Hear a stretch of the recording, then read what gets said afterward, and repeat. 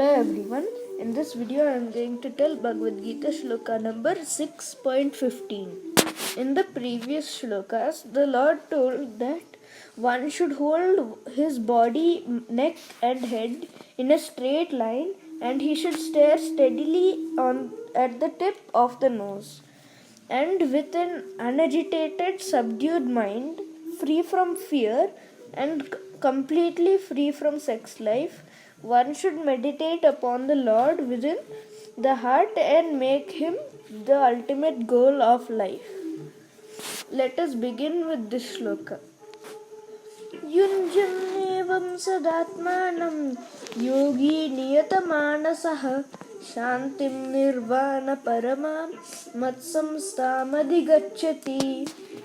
The meaning: Yunjan, practicing, evam, as mentioned above, sada, constantly, atmanam, body, mind and soul, yogi, the mystic transcendentalist, niyatamanasah, with a regulated mind, shantim, peace, nirvana paramam, cessation of material existence, matsamstam, the spiritual sky, also known as the kingdom of God, adhigacchati, does attain. The whole meaning is, thus practicing constant control of the body, mind and activities, the mystic transcendentalist, his mind regulated, attains to the kingdom of God or the abode of Krishna by cessation of material existence. The ultimate goal in practicing yoga is now clearly explained. Yoga practice is not meant for attaining any kind of material facility. It is to enable the cessation of all material existence. One who seeks an improvement in health or aspires after material perfection is no yogi according to Bhagavad Gita. Nor does cessation of material existence entail one's entering into the so-called void, which is only a myth. There is no void anywhere within the creation of the Lord. Rather, the ceasing of material existence enables one to enter into the spiritual sky, the abode of the Lord. The abode of the Lord is also clearly described in the Bhagavad Gita as that place where there is no need of sun, moon or electricity. All the planets in the spiritual kingdom are self-illuminated like the sun in the material sky.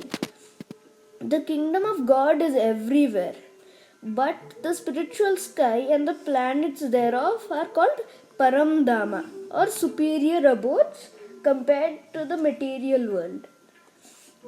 A complete yogi who is perfect in understanding Lord Krishna, as is clearly stated herein by the Lord himself, Matchitta, Matparaha, Matsthanam, can attain real peace and can ultimately reach his supreme abode, Krishna Loka, which is also known as Goloka Vrindavana.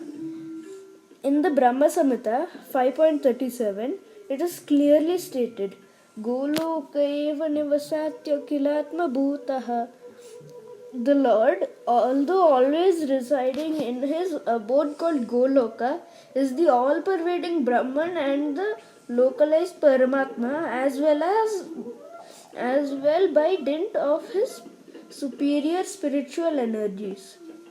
No one can reach the spiritual sky, Vaikunta, or enter into the Lord's eternal abode, Goloka Vrindavana, without the proper understanding of Krishna and his plenary expansion, Vishnu.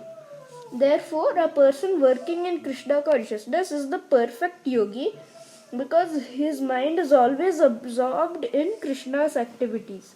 Savai manaha Krishna padara vindayoho. In the Vedas also, Shvetashvatar Upanishad 3.8, we learn Tameva viditvati mrutyumeti, which means one can overcome the path of birth and death only by understanding the Supreme Personality of Godhead, Krishna. In other words, perfection of the yoga system is the attainment of freedom from material existence and not some magical jugglery or gymnastic feats to befool innocent people. Thank you for watching, and I will tell the next shloka in the next video.